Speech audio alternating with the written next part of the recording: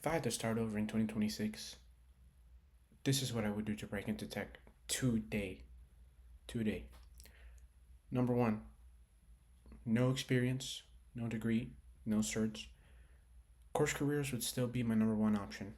At the end of the day, companies, even though they say they will hire with no experience, that's not the truth. They want to see something on your resume. So, course careers are still my go to because not only do you get a certificate, um, it's not industry recognized, but it means something. And not only do you get experience that you can put on your resume because you do actually work on something while doing this. And at the same time, you get to network with other people and it gives you kind of it gives you a little bit of LinkedIn optimization and resume optimization. So for the price, it actually gives you a lot. Um, I still think that this is solid. This is something if you go to my LinkedIn, which will also be down in the description, feel free to connect with me. This is something that I still keep on my LinkedIn and I still put on my resume that, hey, I did CourseCareers. This is kind of where I got my start, and it is true. I don't believe you need a cert. I've gotten over 10 plus certs, and I hope that throughout the course of this video, you guys can learn something from me on what has worked and what hasn't. So, anyways, I would do CourseCareers. I'll have a link down in the description. I believe with my referral, you still get some sort of a discount. I don't know how much it is now, but I do know that there is a discount there. So I would do that for sure. CourseCareers. Number two, I would not get the A plus. I would skip that. I wouldn't do the Network Plus either. Um, I would actually go and I would get the Security Plus. Why? Because this immediately opens you up to thousands of jobs across the government technology space, especially if you're a US citizen. You qualify for way more jobs if you have a Security Plus versus without having it. And at the end of the day, applying for jobs is a numbers game.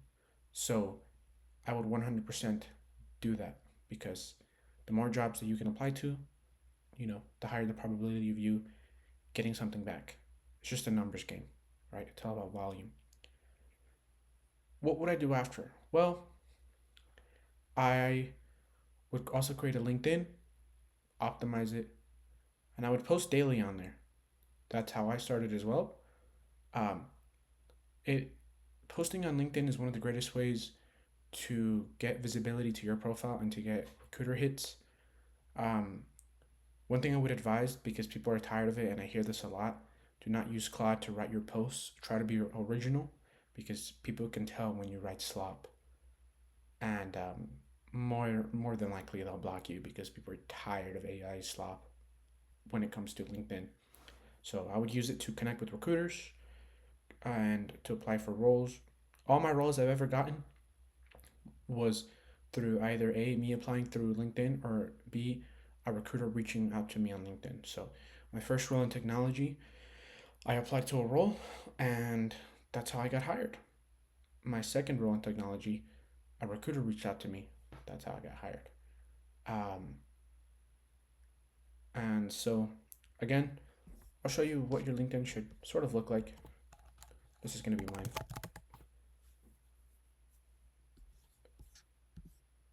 So once this loads up here.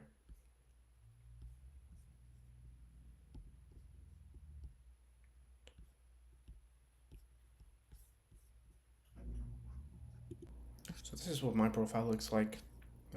This is going to be very quick because CourseCareers kind of goes over this, but I have here my activity. I try to post frequently. You always want to be consistent with your posting. The more you post, the more you get noticed. And so try to hit the keywords. As you can see, I was not lying. I still keep help desk IT content creator, and I keep it as an internship because it wasn't really like I wasn't getting paid, right, to do it. So anytime they ask about it, I'm like, yeah, so it was like a program I did, and I didn't get paid. It was just a short program I did to get my feet wet with IT. And so again, certifications. I keep projects down here. I used to have the Active Directory Lab project down there. I don't know if I ever ended up keeping it on my GitHub, but I know I had it down there at some point. And over time, as I focus on different skills, I got rid of it. But yeah, right now, as you can see, I started with CourseCareers, progressed to an IT support technician, and now lately I've been working as an IT administrator. It's really a Linux system administrator role with a little bit of DevOps and platform support. So for sure, CourseCareers I still think is the way. Um, you know, Starting salary for these roles is typically between $17 and $19 an hour. So I started at 17, and then as on a contract, and then when I got rolled into the company I work for, after about a month and a half, they started me at 19 an hour. So it's pretty solid. Um, and there's other people you can see that our graduates get hired. There's a lot of people that you might have seen. Josh Madakor, who's a creator of the IT course. He's posted them or reposted them. Some of the famous people down here like Saul, um, and some of these folks that I've been very lucky to network with. So that's another thing that CourseCareers does is because of how many people have gone through the course, you get to network with a lot of folks who work in the industry. And you guys can always come to me and ask me stuff and connect with me. So, um, I always try to help people out. I just helped a friend get a job the other day. If you're qualified, I can probably refer you. Quite frankly, um, so yeah, that's what I would do, 100%.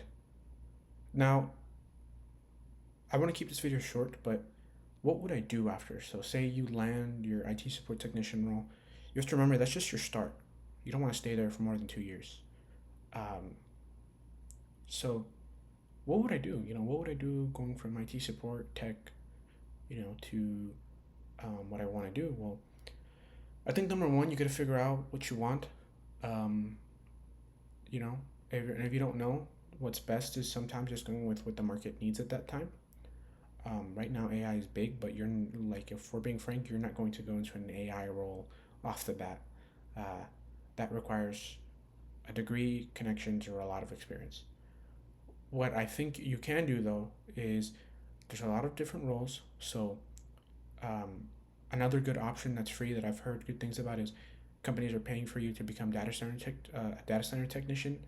That is really good because it pays more than like an MSP job. You would probably be making close to 60 to 70 thousand a year, and they'll pay for your training. They'll train you. They'll put you into the data center technician role, and then you can move up from there. So that's a really good role. It's a bit different.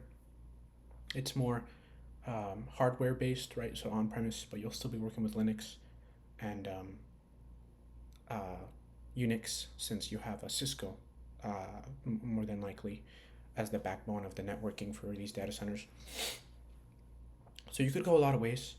I wouldn't waste my time with the Network Plus unless you're, for some reason, trying to go for the Bachelor's of Cybersecurity, which, again, correlated to my previous video. I don't think it's the best degree, like at WGU. I used to think it was, but I think really your goal should be to get the bachelor's out the way because a lot of the times they don't really care. I've heard of people having a bachelor's degree in finance and they went and they were able to work in tech and they said there was the hiring manager was like, hey, we can make this work because you have a degree, even though it's not in tech. We like your experience, and you could go a couple different ways. So cloud, I would say if you want to get into cloud, that's a good one. I don't think you need anything but a Linux system administration cert to break into cloud. 100%. I wouldn't even bother with the AWS certified professional, the basic one, the CCP, because that is a cert more for salespeople, for managers to get familiarized with AWS. So that is a waste of your money and a waste of your time. I would say once you actually start working with AWS, you don't need a cert to start working in AWS. You need a Linux cert to start working in cloud. And wherever you end up, whether it's Azure or um, AWS, you always want to go for the associate cert. So I would say the AWS SAA, Solutions Architect Associate, once you're working with AWS. Or if you're working with Azure, I would do it's um, the equivalent, which I believe is the AZ 900. So that's how I would do a move into cloud. Network is a bit easier. CCNA is like the golden standard. I don't think that's ever going to change. You also have to look at your market. So some job markets locally have more of a Fortinet um, market, believe it or not. Other markets are more Cisco based. So I would look at your market. What do you see in job postings around you the most, right? And um, I would pursue a networking cert based off of that. But the CCNA is golden standard. Even the government values it a lot because they use Cisco. Cisco really just dominates the space. It's ridiculous. Um, Fortinet is coming up. It's always Palo Alto, but Cisco's always been very, very, very, very dominant when it comes to network engineering. And according to a lot of influencers online, there's a shortage of network engineers right now.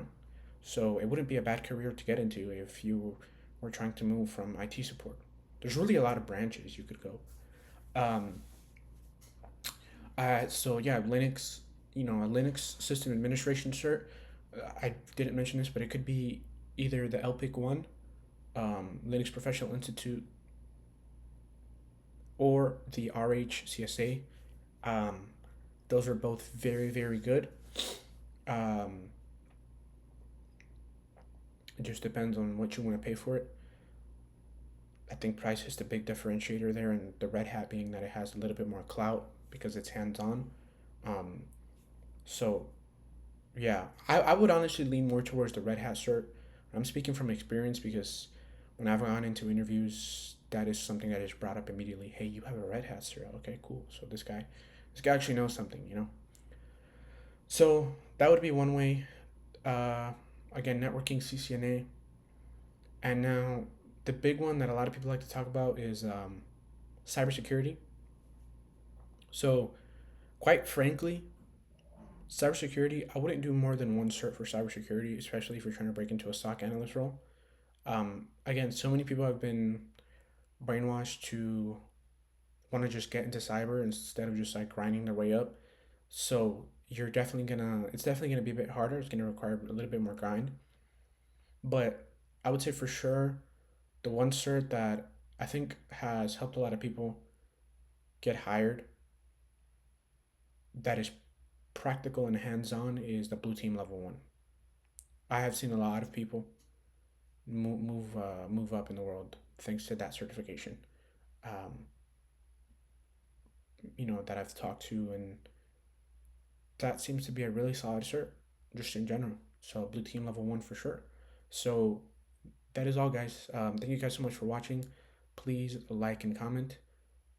Connect with me. Leave any feedback in the video of what you guys think, and I'll see you guys on the next one. Goodbye.